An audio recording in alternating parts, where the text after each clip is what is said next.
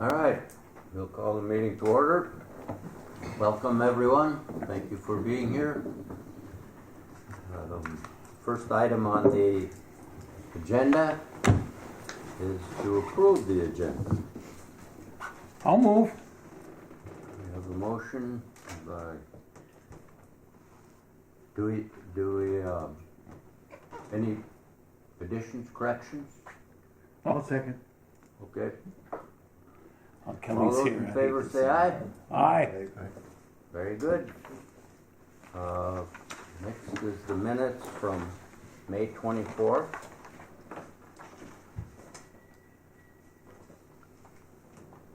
I'll approve those too. All right. Make a motion. Since I'm the only other person that was here, I guess I'll have to second it. Yeah. Yeah. All right. Good thing we talked yesterday. All those in favor say aye. Aye. Opposed? Very good.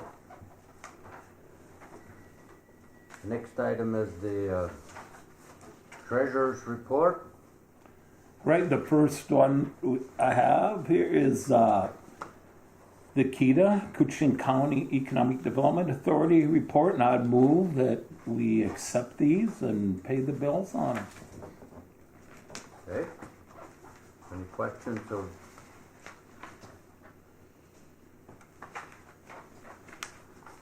Treasurer Taylor? The rent we pay goes to the airport commission. Correct.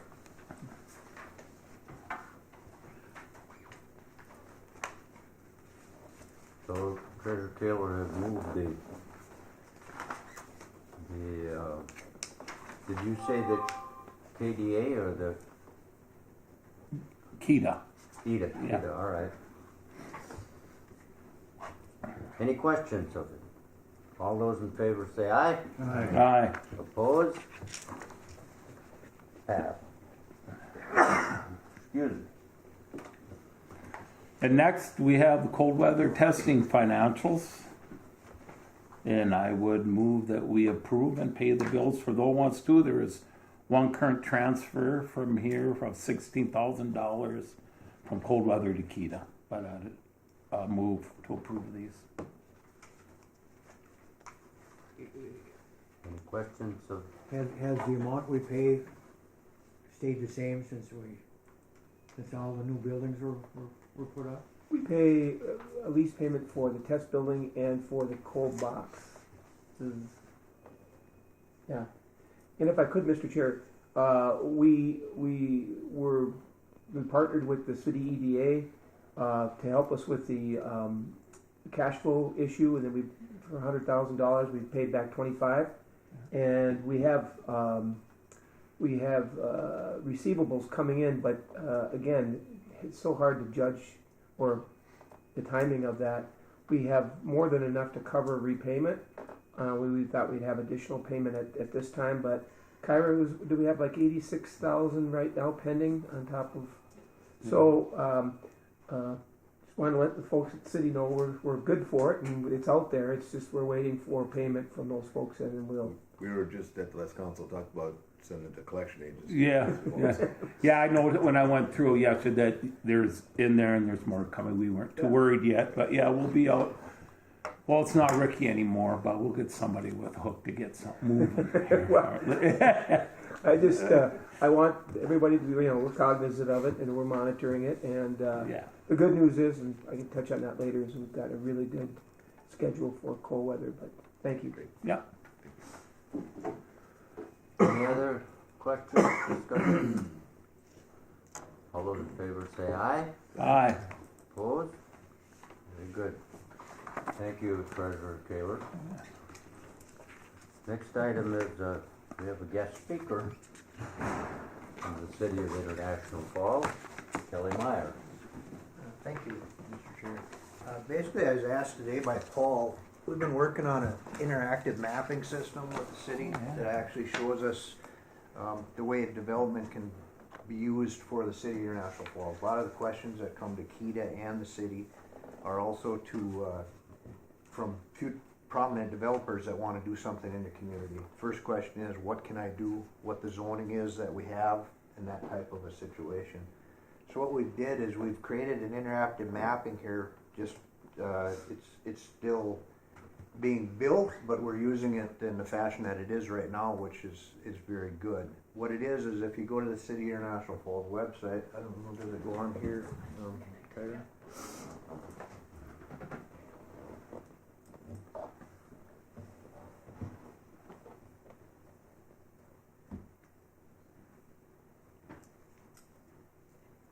There we go, perfect. Well, basically what it is our City of International Falls website, which is, we have in place. If you go to the bottom of the window, you'll see all these different ones that talks about how we can work with the city with reporting problems or whatever. But what we did is we created this one called Building and Zoning, which is down here on the bottom here. And within the Building and Zoning one, it comes up and it'll come up here in a minute. But basically what it is it gives us this resources on the side page here, and there's a couple things I'd like to share with you today. But the first thing is the interactive zoning map, which you'll see on the side there. What this is it will show us a mapping of the whole city. It shows the different zones and what can be used, what can be developed in these areas, what uses are allowed, and which ones are conditional uses. Actually, the colors need to come up here yet still. There we go. Basically, you see on the left-hand side the layers that are built there. Those are all the different districts which are within the City of International Falls. Basically, what we can do is you can go to an area, you can pick if you were looking for a development of that area and what could be done in that area. A good example is if we had an address, we could put it up in that first corner there. Basically, I'll just use my own home address. Basically, if I can here, not to pick on my own house, but I don't think anybody else wants to share theirs, maybe. But you look this up. Oops, I goofed up there. That's not my house, but it'll show up another one here. On 1020 3rd Street in International Falls, what it's going to do is it'll give us this address here. It shows what's there. That's the address that it is. If you click onto that area, it'll show us the ownership of that property, what the use is, what can be done in that area for what it is. This is an R1A district, which is residential.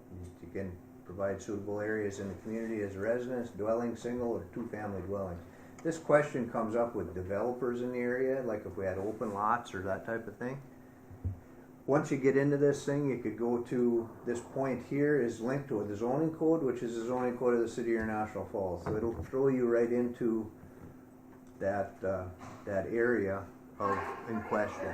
So what it'll show is everything that would be in question for what you could develop on this area, purposes, uses. It'll show you the setbacks for properties, and basically anything that would come into play with the City of International Falls. So you'd find which one it is in that area, which I believe is very helpful. We get a lot of phone calls in this, and I know Paul's office does too. Keda probably gets them also. Basically, people ask, what can I do on my property? Or I have this vacant piece of property that I want to build something on. What can I build here? What can I do? Do I need to have a zoning change, or is it something that's allowed?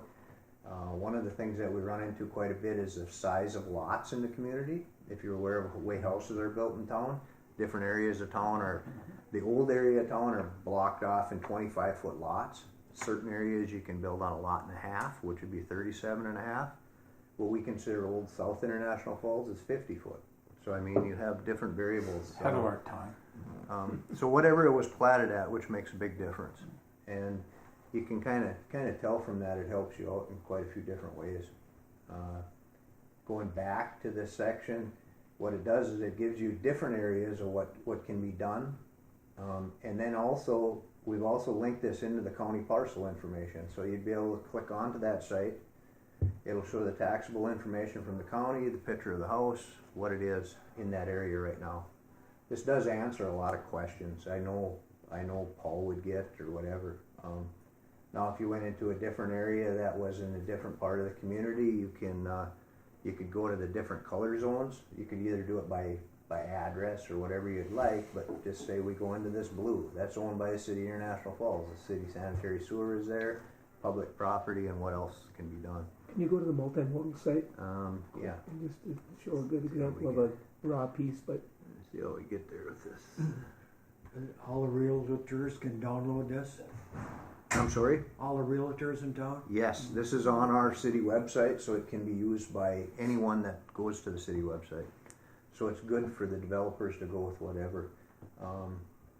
You're talking. yeah, it's a great tool in that somebody sitting in Minneapolis can pull this up and ask about a piece of property, and they can pull in, or before they even, go any further, they can look and get some, initial information that will answer a lot of the questions. Before, we used to have to, or Kyra would build a template for a specific piece of property, and then we'd have to fill in, what's zoned, what utilities are on site, and any other specifics. So we would build those individually. Now, a lot of that is just available at a click. Yeah, having trouble here with not used to working. That's a tough. Without a mouse here, it's hard for me. Feel your pain. I'm not that good with this stuff, so see if we can get there. You're close. I'm close. You're I believe it's right in this area right here.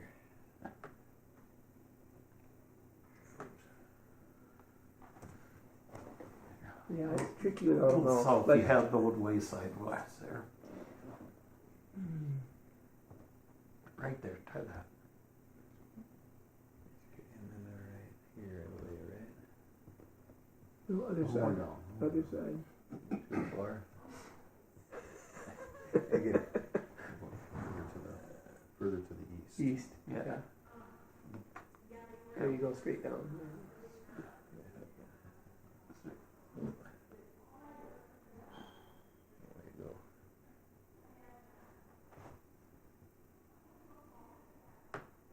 Is it that blue corner down there? Yeah, right below it. Right below it. Yeah, purple, purple, purple. Below it. Below it, the other way? Yep, right. Not that one. One below it. There, try that. There. There we go. I'm not getting there for some reason. Basically, it would show the site, what we have. That's it. If we knew the parcel ID on that, we could have popped that in there. It Yeah. would have brought us to the same place with the addressing. So what it does is it gives you a good idea of what these areas are used for, and it's very helpful to answer questions on the phone, because you can send, just like you were saying, Shaky, you could have somebody else call you up and say, hey, you know what, I can give you the answers, but you might be better off to go on the website and you'd be able to follow through with all this stuff. And it's very, very nice in that situation. The other thing that we've created, this map will show all the different districts. Like you say, you can click on any of those things, link to the zoning code, tell you what that use is, what you can do for setbacks, all the different things that come into play. That's it's a very helpful tool that it is in the process of building still. We can change things. The mappings that we share on here are what we share with the public, is basically everything that's at the site and what it can be used for. As far as utilities and stuff, they would still have to contact the jurisdiction, which we use the same mapping, but we have more layers in there that can show where the sanitary sewer pipe is, where the water lines are coming in, different flows, so we can answer those questions at that time. So you get somebody right to the point of, hey, this can be done, or we're just spending time on something we can't answer the questions for, which is very good. The other thing that we have here is this one's really a work in progress. This one I'm going to have to do a little more work with Paul and Kyra. We do have property listings on here. What we have for property listings, this will show areas of International Falls that actually have parcels of land that are actually for sale, and what we can do with those. We only have a few listed on here right now. In fact, I kind of needed to talk to you guys. It's a good timing to come here because we have to update some of this stuff right now. Basically, you get to this page here, it shows the areas of town that we have property listed in at this time. We can build this, we can add to the public, we can do other things with it. You can see that Keda's property there in that one section is that's the 22nd Street, the business park. Basically, it'd bring you right into that site. You have the PDF on the side that basically shows what utilities are allowed there, what is in that area. So you can go to this PDF, it'll kick up.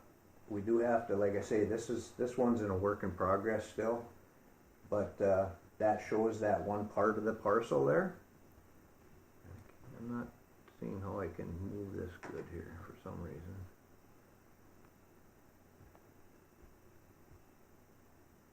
There we go. It shows what the acreages are. It shows what is there. Partial road, partial utilities. There is no sidewalks in that area. There is an area that's partial possible wetlands in that area, and goes from that point.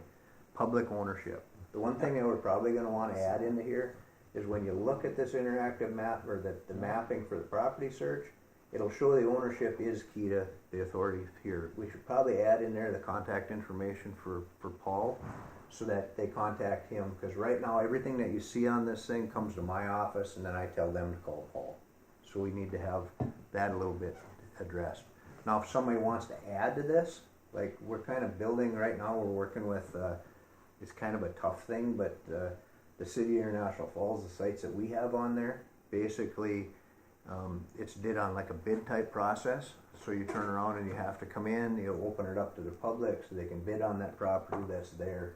It'd be nice if we could get it to the point of we could put a value on this. A lot of cities actually have a value of these properties, meaning Keda also. Like if you had a value for this place, if we had like a starting point, I guess, a starting dollar, so that when they knew what they were looking at was approximately this much money. That's something you guys will have to decide, and the city has to decide on how we can handle these sales. But I think this is a great step forward. We're hoping to we don't want to compete with the realtors, of course. You don't want to get into that point, but there is a lot of times there'd be a public sale, public property throughout, not public, it'd be privately owned property throughout the city that has a larger parcel that they would like to maybe put out there for some future development. Not to put the name out on there in the spot, but we got properties out in Shorewood Drive where it's a large area that hasn't been platted before. I know you've discussed that before, but if we could plat it, come up with resources for them to maybe make better development in our area, would be very, very much a plus. And that's kind of where we'd like to get with this thing. Don't want to compete with anybody, but if you look at other communities, they have mappings very similar to this. We actually worked with Bolton and Mink on this to get to this point. They kind of looked at other cities. Grand Rapids was one of the ones we looked at. They have a mapping of this sense, and they can show that they have these property listings.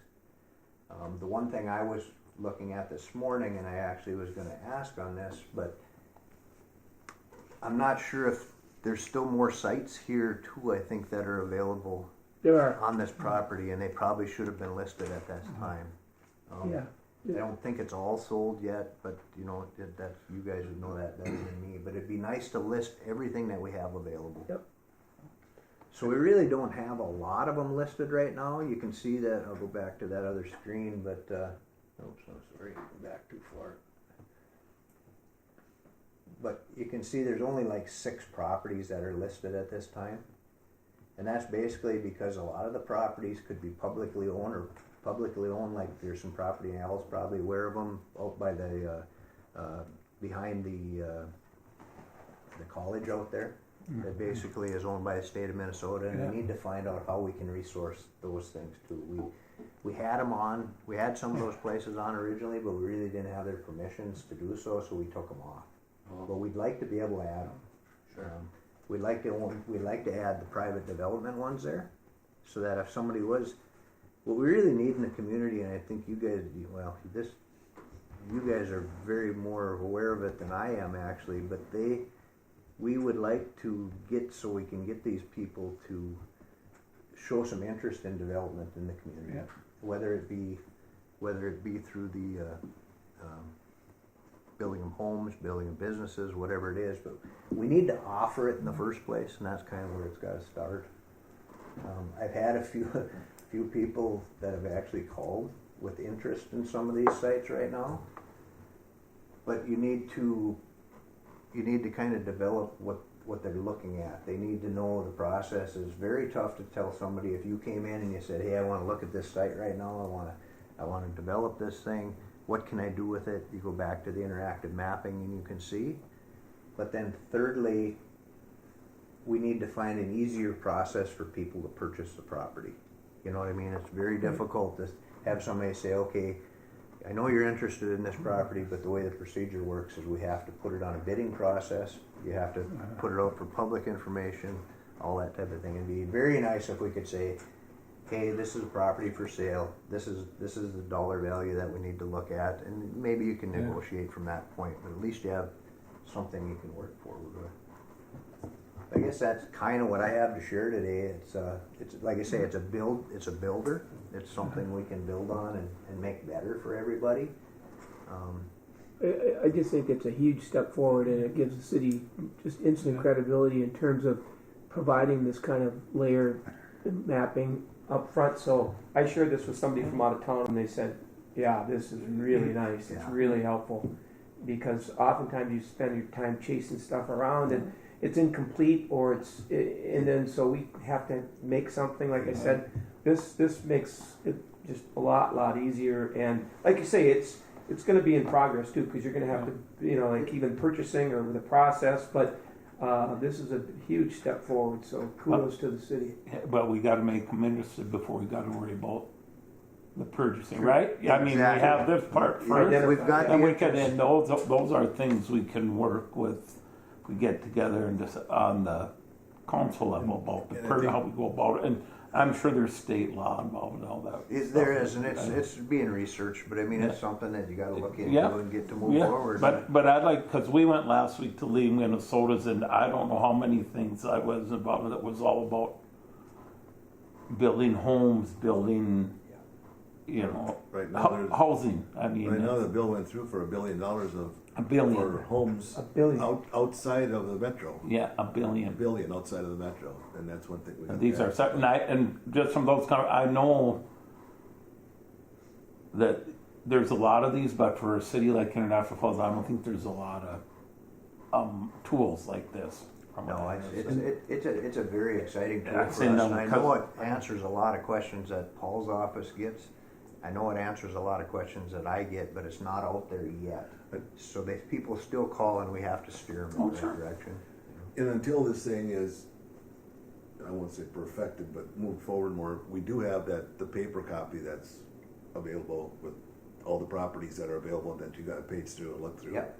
And it has the same thing as this with the sewer and water, sidewalk, wetlands, everything. You can look at the property, and then they can page through it if they want to, if they have to, before this is finished up, like you're saying. So that is available though too. And I don't think maybe as this goes on, we're not competing with anybody like Pride, but I'm not so sure that this can't be some type of collaboration with Sure. for private. Yes, there's no reason we can't. Because of it, like, yes, here's this property is for sale. Here's who is listed. Here's the list of realtors or whatever can just try and help it make Move easier together. which I think they would be very beneficial. And we really have to work forward with like Coochin County, Yep. with Jason and them, because there is quite a bit of platted property within the city of International Falls that's actually owned by Cooch County, which we're all aware of. But I mean, it was platted back when a lot of our plats were done 9 in to 10 every year. 1902. You know what I mean? Back when they did these plattings, they laid them out, and that's when it started. But it might have been forfeiture property that the county ended up with. And we just need to figure out how to get this more active, because I get calls weekly for sure asking, hey, I'd like to build a new home in International Falls, but I don't see any listings of just vacant properties. We need to be able to locate those properties and be able to offer it. And that would be a good part. With the realtors, here you want to be part of this map. We're just putting it out there, kind of like free, exactly, almost free advertising. Here it is. And and I think it'd be very beneficial to all of us. I believe so. Yeah. We have for my side, I'm more excited about the interactive mapping. I like the sale part, but the interactive mapping to me is just it's a very, very good tool for answering questions. 'Cause And when- for even just contractors in town. Oh, Yeah. exactly. Yeah. You know, that, We get the calls every day, geez, I wanna open up a business, but I'm looking at a lot that's here, and it's like, I'm sorry, but you're not zoned correct. Yeah. And if you do this, we're not saying you can't do this, but you have to go through this process to get to that point. So we're not trying to hinder it, we're just trying right, to this direct is what it you right. gotta, Yeah. No, I think it's wonderful. yeah. And it was very exciting to get, because I know Paul gets these calls. I know, and then when you get the people that are doing the adjusters, say, that are doing the property adjustments Sure. with that, they call up and say, geez, I got a property here I'm working on that's whatever address, and they want to know what it's zoned for, what they can use it for, if it meets the setbacks. Well, here's your information. You go to this site. So once we get them used to it, it's going to be better for everybody. That would, then they can see what they can answer, and then call you if And they then have call. a further Exactly. question or whatever, but. Yeah. Yeah, and you take this in conjunction with the comprehensive plan, and I just think it really moves the city's processing forward and information, the ability to provide information up front. I use the county mapping too, Jason, all the time, and those layers are terrific, and I know they don't always align perfectly, there's some, but the base is there for that mapping, so we've got the county mapping and the city mapping that I use, I will be using all the time now, so just a really nice tool. Yeah, it's very, the mapping like you just brought up, people get on these websites, which are great.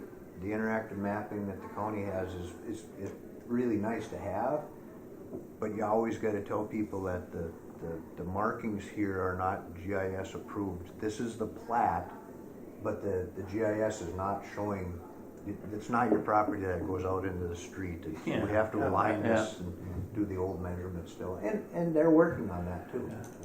They have a very good person over there working with that stuff. Yes. I've got a question. Are there any areas that the zoning needs to be changed on? I mean, the zoning, I'm sure, was done years and years ago, but are there areas that were you think that there could be The one thing that gets zoning changed? the one thing that gets a little interesting in the city of International Falls, which you don't see in other places, we have what we call the R1A and the R1B districts. The R1A districts are basically, what they did is kind of goes back to what I was first talking about, the buildable lots in Old International Falls and Old South International Falls being merged together. The reason there's an A and a B is because South Falls has a 50-foot requirement for building on, and International Falls had a 37 and a half. So it's a lot and a half. So instead of changing everything and making everybody's property lines goofy back in the day, I think they made a good decision, and they said, we need to have an A and a B to make sense here, because it's gonna twist things apart. Now you get into areas where other people live in the community, these things are all platted. So everything in this area right here is platted in 25-foot lots. But then when you get over in the area of the Riverside Highway Lane area, you have larger lot sizes because of the way it was platted. So it was a community development at the time. So that actually straightens it out. But that this will show the R1A, but the platting shows what it can be for the size lots that are there. Shorewood Drive area, I can't remember what it is. I think it's 100-foot lots. You know what I mean? And we were working on a lot of this change back when Mayor Anderson was still alive. We were working on changing a lot of this stuff, and it fell by the wayside. And basically because we were looking at a lot of change, to answer your question, back in the time, because nobody wants to be honest these small lots anymore. And the small lot, everybody wants a big lot. Everybody wants a larger yard. They want things to go with it. You get like a lot of the county forfeiture properties. When International Falls was developed, they built homes on 25-foot lots. So if you drive down, just as an example, 6th Street, your neighbor's house might be 2 foot away from your house, and then there's no room, and they don't understand that there's a percentage value of your property you can cover. So basically, when they built the house and they had a single stall garage, that was your coverage of your property. Now they wanna build a bigger garage, but they don't have the open space, the green space for the property. It's Just, something we gotta deal with. just to clarify, the 35%, is Yeah. that based on the total square footage minus the setbacks or without the setbacks? That's the square footage minus the setbacks. Minus the setbacks, so you take off the Yeah. setbacks? I thought it was the other way, I guess. It No, was- the setbacks, I guess maybe I'm not answering that correctly. Your property is your property, so if you have a 25 by 130 lot, it'd be 35% of that coverage. So you have a certain coverage there. So it gets a little difficult because one of the big ones for me has been since I started here, they used to not count your driveway as coverage, but basically it should be counted as your coverage. So you may have a driveway that's going into your property and that should be part of your building coverage, because what it does is it creates more space. You can't take your whole yard and make it become a parking lot, I guess is what I'm saying. You still need green space, so you have to count that granular area. There goes my idea, killing my grass and putting in pavement that's Some green. neighbors who We have a few, yes, we do, and it's a very difficult thing because you can't have that stuff, but it was allowed for so many years that it's very hard to go back Right. and take that away. And that be like back to all since I've changed the ordinances and stuff, or even case like I went on a tour of Duluth last week of their housing things they've done with their HRA and stuff. That the lots, right? Because this is more for low income and stuff. Where we went, and then it was out in West Duluth where Irving, that were Yep. those places were built for the people working at U.S. Steel, etc. Yep. Well, one of the rules that you had to have your front door had to be facing the street. You know, but they had to change something simple as that. Though they changed it, they have this how somebody else. It's it's long on a 20-foot lot, but most of it's sitting this way, towards the house street. Just a comment at some time. Yeah, we're going to have to probably think of maybe changing some things someday. There's some stuff, but you always got to be careful of what you change because it might affect something else. Right. That makes it. Yeah. You guys know it's the same thing. Yeah, with but it's everything. something like that. You change it a little bit here, and it might look and make But sense. it was another part of the town there. Someone developed, they build their house, like you say. But here you have, like especially the tax forfeited ones or whatever in the older part of town. But then you have the vacant lots, so people they were also encouraged them, like we kind of to buy the lots next to them. Yeah. Also. And since you're talking about these lots, what makes it difficult in the world of the county receiving forfeitures, Yeah. they forfeit on a 25-foot lot, Yeah, and the 25-foot lot becomes vacant, but in the center part of the city, I'm going to call, yeah, was built on these small lots for the mill people Yeah. back in the day. That's why they were built on the Yeah. 25-foot lots, Yeah. is to maximize. yeah, And this house gets tore down, but the owner of this one is a rental, and the other one is a rental on the other side. yeah, Neither one of them benefit by having a larger property. yeah. So nobody wants that 25 in between. So we run into that taking care of it, Yeah. and the county does most of them, but Yeah. you always have that issue. And then again, some of the older people, you get your house is on a 25-foot lot and the neighbor becomes vacant. Why would I buy this property? Because they're never going to sell it, so I'll just start claiming it as my own. Which, Right. Right, but those are things we could incentivize to, Yeah. per se. All good steps forward, I think. Again, kudos Yeah, to the with the city. start of something. Yeah. right? Yeah, no, it's great. Yeah. And thank you very Yeah, much for coming. It's something to play with. for being here and Paul asked me to share it, and I appreciate that. I mean, he's on the planning commission, so he was aware of it before. But anybody that's looking, this is a big plus. Yeah. sure it is. And look how that just spurred this other little discussion we had about lots and whatnot. Mr. Chair, if I could too, and Yeah. as long as I got Kelly here. Kelly's also the wetlands, reluctantly, the wetlands specialist. Okay, thank you, Paul. Do we have wetlands in town? No, but I bring that up because, again, that's an issue that comes up a lot. Yeah. I know the city's invested a lot and we've come along, made progress. Mhm. And I think you were mentioning that Bowser was here and that they they've made some additional progress with the wetlands bank that the city invested in creating in Lake of the Woods County. Is that Yes, they, what's going on there is the wetlands bank that the city of International Falls had within, Lake of the Woods County. Basically, a lot of the paperwork was never completed to get it to the level it needed to be. And we're in the process right now, and it's looking very good, which will allow us to have more credits for the area. And they've been working on it diligently to actually get it done. So yes, to answer that, it's moving forward. It's a plus because it will help development in the area. We have offerings to offer these things for development of the area. Yes, just like everything else, the state agencies are becoming more. We used to always think, in my world, they'd stopped at State Highway 2 and never came north, which was probably good. But now they have, and we're getting probably tagged a little bit more often with things that we haven't did in the past that we have to do.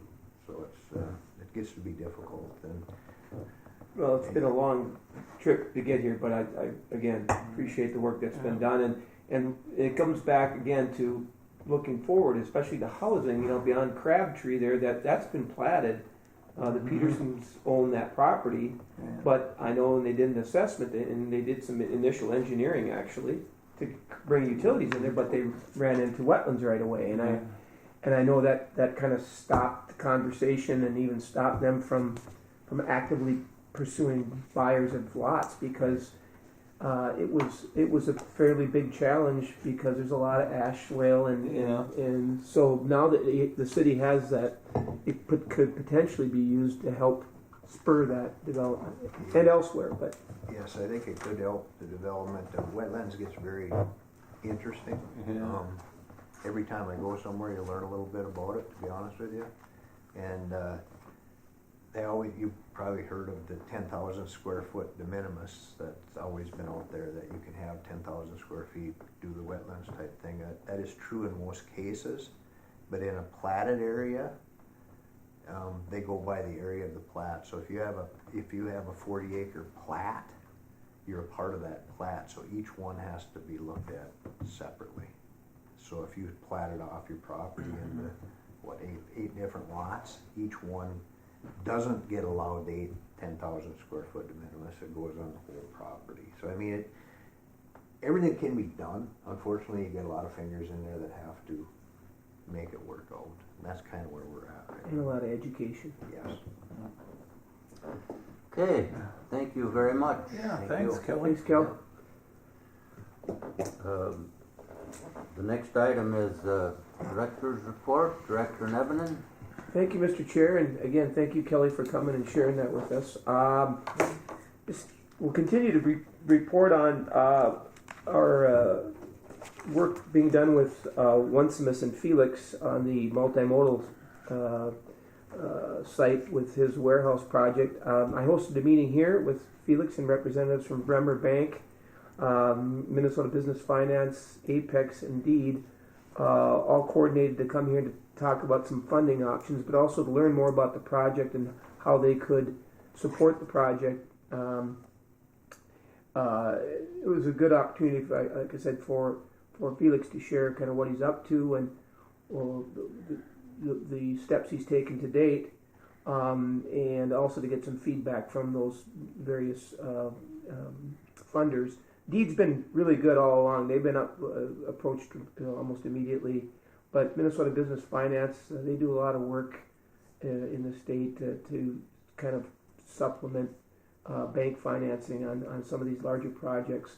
But, everybody learned a lot from Felix about why it might work here. But, it all came back to where do we start? Well, we need to get that site survey and get a wetlands delineation, a proper one, and a new one has to be done, and there's, as we've talked in the past, there's rock there that needs to be removed. So you do a proper cost analysis of removing that rock to set your initial costs of prepping the site for development. So that work is in motion, but I was hoping we'd be a little further. But I think all these voices contribute to helping Felix, pushing him along and say, hey, we need to establish what those costs up front are going to be, so we can move forward to help. So it was very good meeting. And Apex, they're based out of Duluth, but they serve the whole region. Matt Shermone came up representing Apex, and they basically are somewhat like Keda, except they're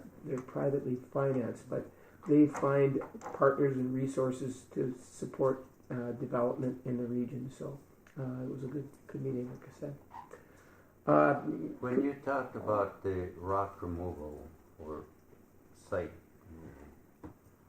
removal, they had a hearing or whatever many years ago about that. And Wagner had offered to do the removal, but he wanted the rock. That was on our FTZ site south of the overpass.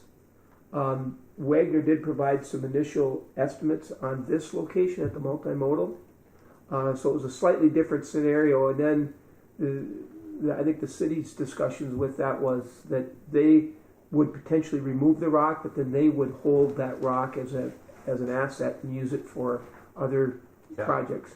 So I think that was part of the developers agreement, that they would, but there's Bolton and Menk did a tabletop estimate on rock removal, and they came up with a different number. And then working with Felix's developer, the design builder, said, if we move the facility slightly this way and forward on the property, could we minimize some of those impacts or the cost of removing that?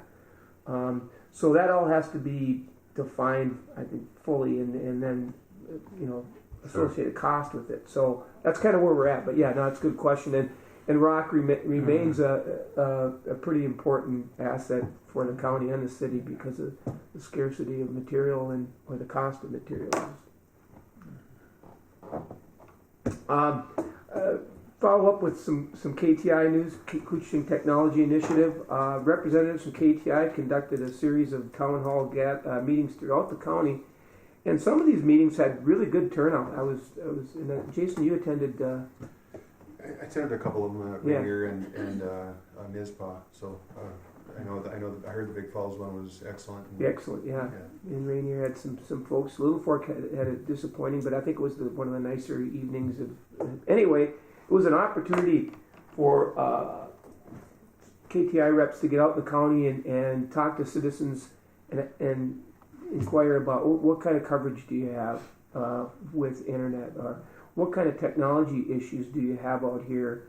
And this was really relevant too with COVID and people having to try to connect at home to schools and work. So it helped our understanding and the county's understanding of where folks were and where the gaps are. And this goes back to this Digital Equity Act that kind of will drive a lot of future funding. So we're going to be armed with some really good information and a good report that will help leverage some of those future dollars. We talked about that before the meeting with broadband, and Senator Klobuchar making that announcement yesterday.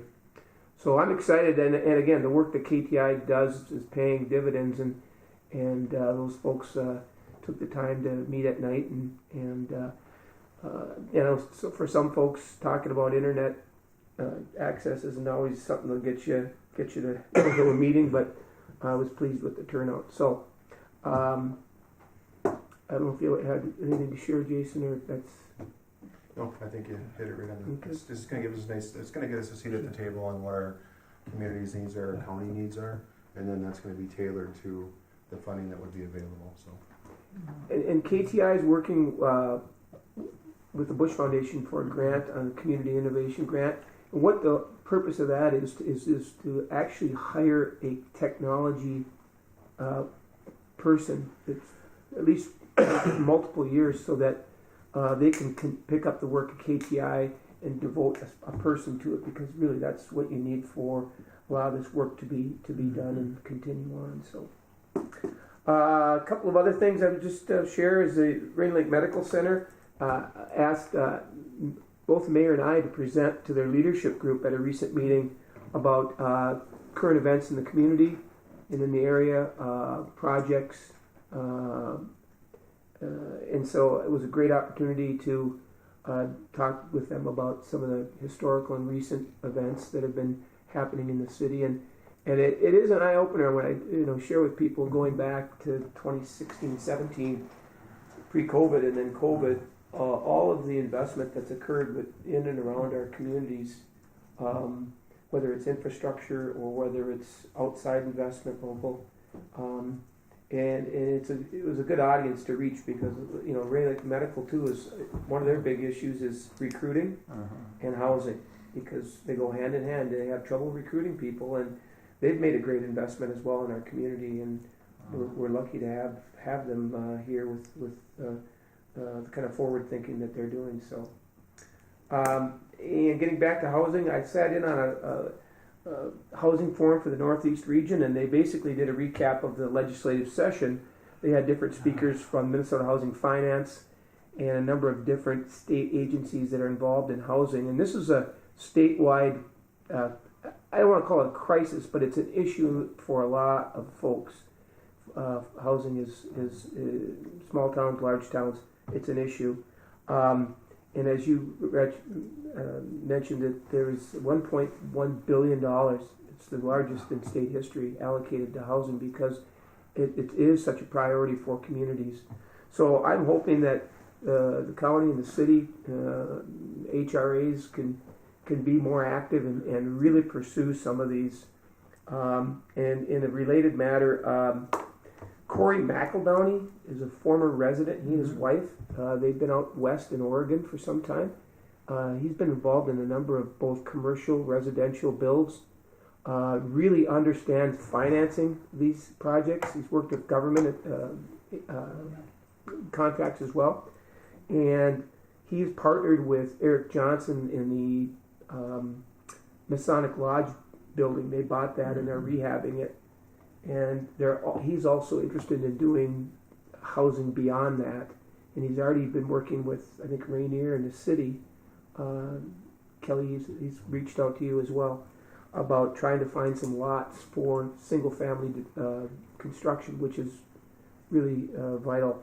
So he has asked if Keda could send a letter of support for his efforts to the Minnesota Housing Finance as part of the round of funding for this would be for next year, but that would give him a whole year to prepare. So I would just look for authorization to send a letter of support to Corey McEldowney and Slabtown Development, I think he's called it. So move. We have a motion by Councilor Bullard, and we have a second to. I'll second. Thank you, Councilor Taylor. Any further discussion on sending a letter of support to HRA for I don't know, I missed his name. What did he say? Corey McEldowney. Oh, okay.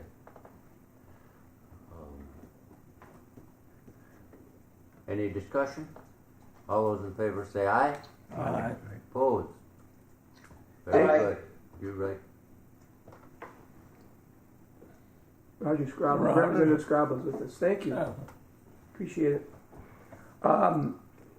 Main Street Revitalization Grant, there were additional dollars left over from round one, so they approved a round two funding round, and we met yesterday, actually, our local advisory group, and there were 3 applications that we supported, different levels of funding, and so those are going back to Northland and Deed for further review, and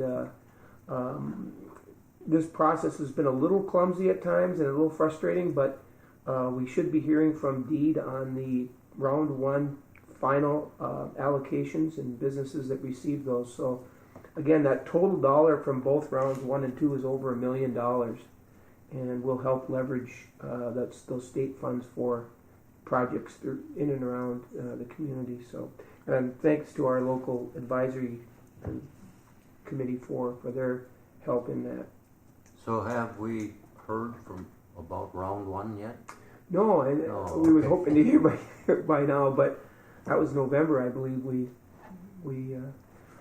But that's bureaucracy in the process, and it's, as I said, it's been a little clumsy. And with that, I will answer any questions or turn it over back to you, Mr. Chair. Any questions of Director Nevenin?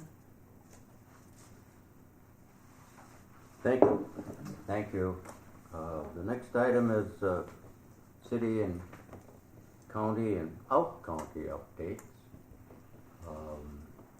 And we'll start with Councilor Keda. Updates. Well, a majority of 4 of us went down to the League of Minnesota Cities last week and got some good information on the new cannabis law that's coming to town. A lot of information on housing, like pollinator housing is all over a crisis, and the $1.1 billion. And a lot of that money, though, is going to be funneled through HRAs, like for the workforce housing, like that, I think is what a lot of it is about. And so we are already kind of, would you say, scratching the surface with our HRA, trying to get a little more involved, what we can do. I know Isaac from Kutaska was here, met with them, but it was also the same night as a big committee meeting for the city, so I had intended to go. I didn't go, but I'm going to go and just see what's going on there, and hopefully we can get some of that funding. And I just want to add on to another thing. We had the beginning speaker and the end speaker were both about you can't get other people to love your town, want to move to your town, unless you do and you show you do. And I think we're starting to get that across with giving a good message about what's going on in town, because we have good stuff going on, whether it's the 4th of July. We've had 2 people come for the loans to help upgrade apartments downtown. Then Eric and Mr. McEldowney doing that, and then I just see another storefront is going to be used for a photography place. So I think we got some good stuff going on, and we're just continuing to plug on. And yes, the 4th of July, we have 4 days of extravaganza. We have the concert out at Voyageurs National Park, which we're going to use amphitheater, which we have talked to me and some other people before. That's very underutilized, and hopefully we can start moving on with that. And I talked to Lois from Bacchus yesterday when I was there for the Vets Lodge, and she said they're looking forward to it and appreciates the help from the city. But there's going to be beer vendors, regular vendors. I get the name wrong, but it's a Rolling Stones cover band. But beforehand, it's Gary Hooker and his group, and should be done in time for take advantage of the Canadian fireworks. Then we're going to have kind of a kids theme at Kerry Park the next afternoon. I think it's starting around 4ish. Not positive. I don't have the flyer in front of me. Going to have some s'mores cooks out. They're going to have Top Gun Maverick, kids karaoke, glow run down the grade for the kids, and people, if they want, are going to be able to camp in tents down there. No trailers, but also encouraging people just to have family camp outs that day. Then the regular suspects then start again on Thursday Monday on the 3rd at I think 4 o'clock. All the vendors and the beer gardens open. The food vendors might be earlier, and then we're going to have a street dance with another band coming from out of town, led by Mike Torgerson, a Falls graduate. A bunch of songs from the 90s and 2000s and others I think will be enjoyable. And then the regular 4th of July on the 4th. And if you're hungry for a hamburger during or just before the parade, I apologize, Paul. I won't make the festivities this year. I will be grilling burgers, filling in at the football booth, me and Sheriff Headland, because the parents are going to be in the parade. Then the fireworks to cap it off. And I just want to commend Mayor Droba and the committee that have put in a lot of work and effort to make this a special time, and I hope people go out and take advantage of some of them, if not all of them. Because I see like, it looks like there may be some 4th of July competition sitting across the table from me. But that's what I'll have. Okay, thank you. Jason, Commissioner Schroblum, do you have any updates from the county? Well, yeah, I have a couple of things here. We kind of re-resoluted yesterday to include the sheriff's quarters within the jail building, so we can have our sheriff's department, meaning the sheriff, undersheriff, deputies, offices, and the support staff for that whole function of that department will be in one building. So we kind of re-resoluted that, of course, with the re-resolution up the cost a little bit. However, we really think it's well worth it. We discussed this at our POC committee. Not only is it for the benefit of the safety of the clients or the inmates, also the staff, to have that support staff on site in the building, I think is extremely important. So I think it was well worth the extra cost. And some of these numbers are inflationary numbers. We're hoping that these numbers will go down a little bit, depending on the loan values and stuff. If the interest rates go down, obviously the costs will go down. So very preliminary just yet. We should have something to share here in the next month or so, at least as a site layout, as a plan, and then they'll kind of get into the nuts and bolts and of the rest of the building to actually get into designing the details, let's say, and we're hoping to go for bids in probably early of 2024. That's the goal. So groundbreaking will be early next year, hopefully. So we'll see how the bids come in and see what we can get for what's out there for contractors to do this work. Can I just interject? Sure. As a retired corrections officer, dispatcher, and jail administrator, I commend you and the board for your forward thinking. My own personal, much more comfortable with it this way. Everybody in the one building, and I think you're right. It's going to be better for public safety and service and everything around. So thank you guys. Yeah, it was some discussion. Of course, it is a commitment and an investment in this process, but we really figured doing it now. All the fingers pointed to doing it while you're doing this project because for the cost efficiencies when you have the contractors on site. And obviously, if these numbers come back ridiculous, we may have to reassess. But that's the plan as now. We're told we can't change it anymore, so we're kind of they're kind of looking at us kind of squirrely already. So we're kind of on the last turn with that. So, but I think moving forward, I think that's going to be a positive result, and it's going to be a good addition for that staff. You know, it's a hard area to retain staff, and I know as Councilor Kaler knows. Over the course of time, you see a lot of people come and go. So we're hoping to attract and get this new layout and make it safer and more friendly for everybody there, hopefully, so we can keep and retain some staff. So that's one of the kind of obviously the biggest thing there that's going on at the county right now. Some of the concerning things that we have are some of the tax forfeiture Supreme Court rulings that came down, which is going to potentially affect some of the tax forfeiture sales that we have. We may have to go back to a statute of limitations based on how this all shakes out in the state with the state law. However that gets formed and shaped, which we'll have some opportunities to get in there and help that process, hopefully. But keep in mind we have a lot of tax forfeited timber acreage out there, like quite a lot. That's a huge revenue source for the county, like to the tune of millions of dollars. Now some of these tax forfeiture properties are 50, 60, 70, 80 years ago.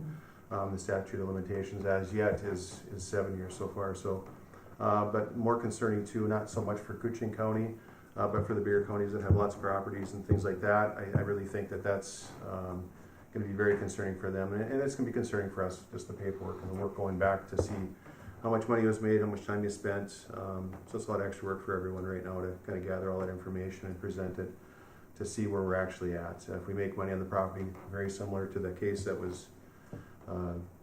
went to the Supreme Court.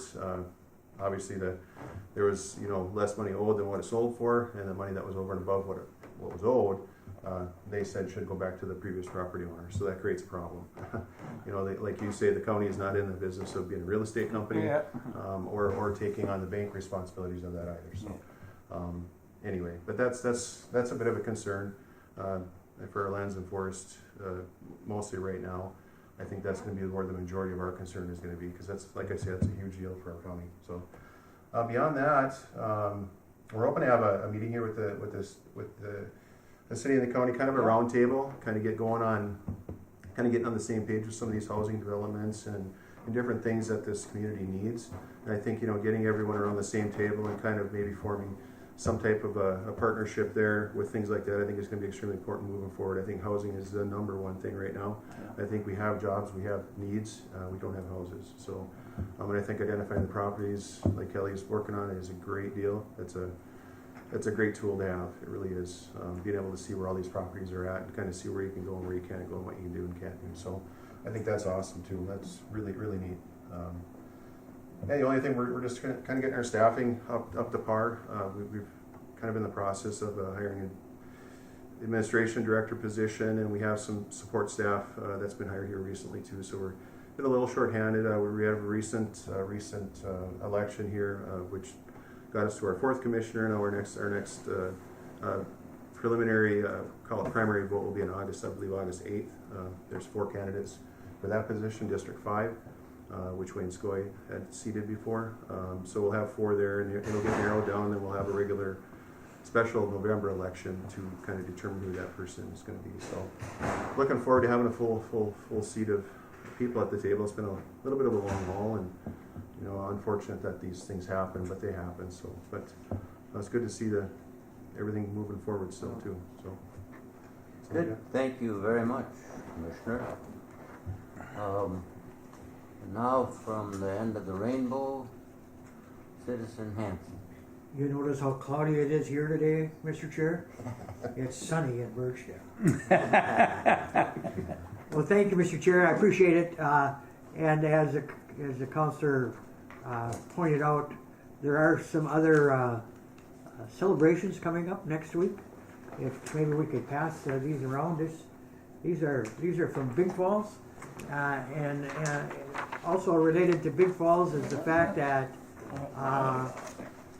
the county was represented in St. Paul in the last few weeks because the peat project that is west of Big Falls, the permit for mining had run out. There was a final date, but the board that oversees it, which includes the governor, has extended the time limit for that, and it had a lot to do with COVID.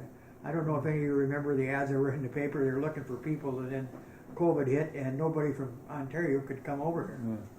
So it's still out there. A lot of the preliminary work and ditching has been done.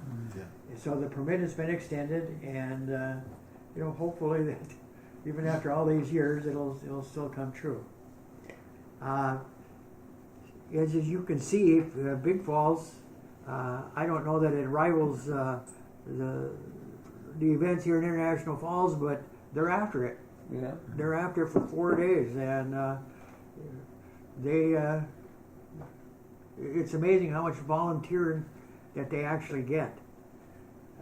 The whole town turns out, and people come from miles and miles and miles away. Also on the same day is America's Parade in Birchdale. A lot of the things that are going on here in International Falls, for example, the parade starts at 1 o'clock. You can be at America's Parade, take in the parade, take in any other festivities, and still get back here to International Falls. Tailgate, picnic, a lot of stuff for kids. That's pretty much what the whole time is based on. A few days after the America's Parade and the events in Big Falls is a Northern Minnesota District Fair in Little Fork, and it's 7th through the 9th. And here's a poster that you could pass around that kind of gives you an idea of what kind of events that will be at the Northern District Fair. And it sounds like fun. I'm sure they'll have a great turnout there too. Following up, before we meet again, on the 14th of July, from 6 to 9, if you just want to have a good time, there's abandoned burgers in Birchdale on July 14th. And it is followed the next day by the Birchdale Jubilee. And it has craft, music, stuff for kids, entertainment, and there will be entertainment will be going on all day long, and as well as there's hands-on demonstrations and three meals will be available. So, as you can see, Mr. Chair, there's a ton of stuff going on in the rural area. I also would like to touch on the fact that Commissioner Schobel has agreed to sit down and kind of try to negotiate the future of the Indus School. I know that the International Rainy Lake Gazette has pointedly written some very good articles about it to give everybody some inclination about what's going on, and obviously it's not lost on anybody that there's a fair amount of finger pointing right now, and I'm really hoping that the schism that has happened between the south and north of District 5 gets healed up, and of the people who are running for county board in that district, I applaud all of them, and there's some really top flight folks have signed up, so we're hoping that that goes.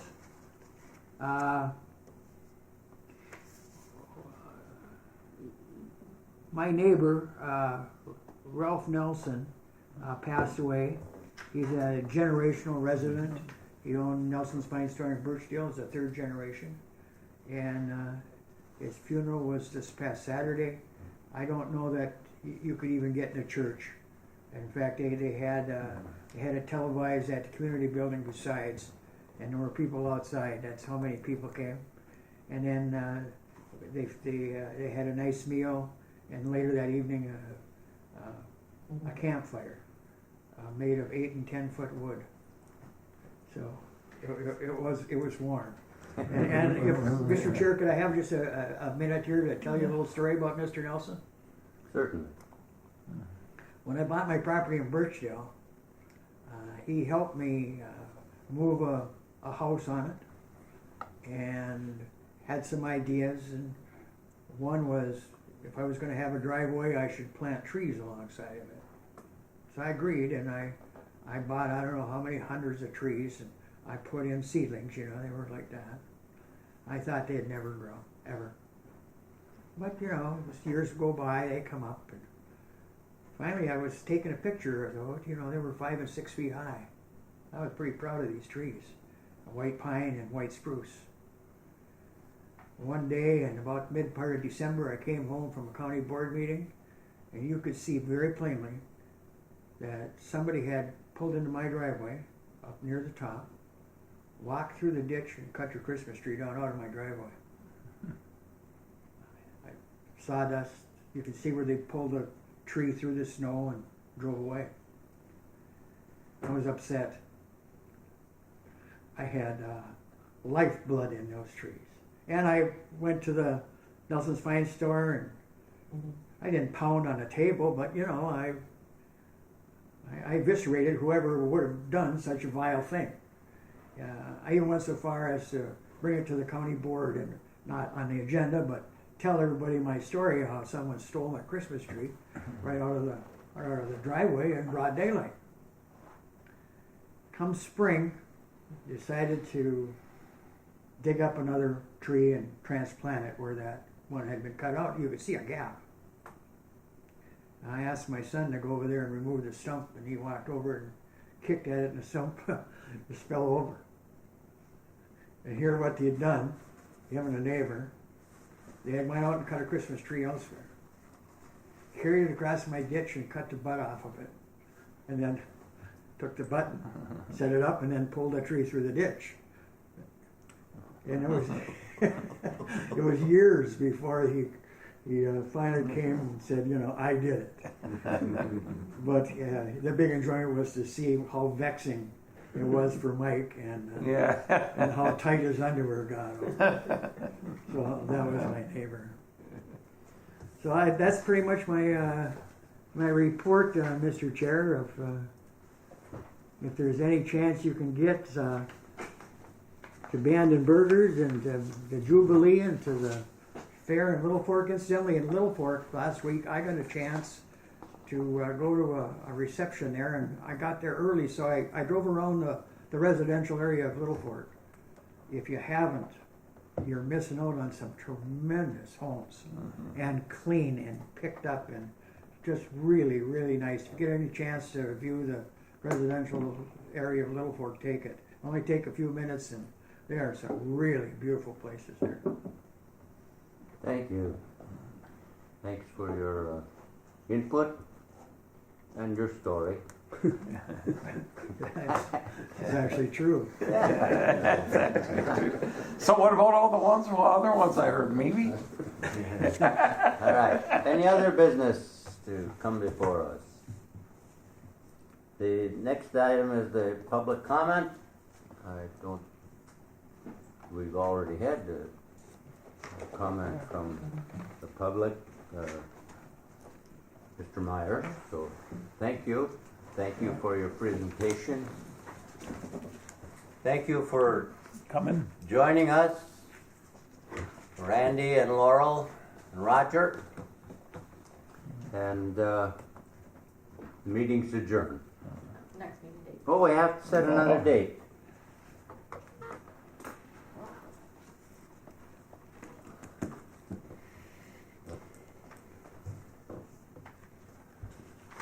So we're looking at July. Alright. 19th, is that? That works for me, I believe. 18th or 19th. 19th. How about, that's 18th on a Tuesday, is that, Well, 19th. County board's on. yeah. So let's, the 19th at 10, That should work for me, I believe. okay? Very good.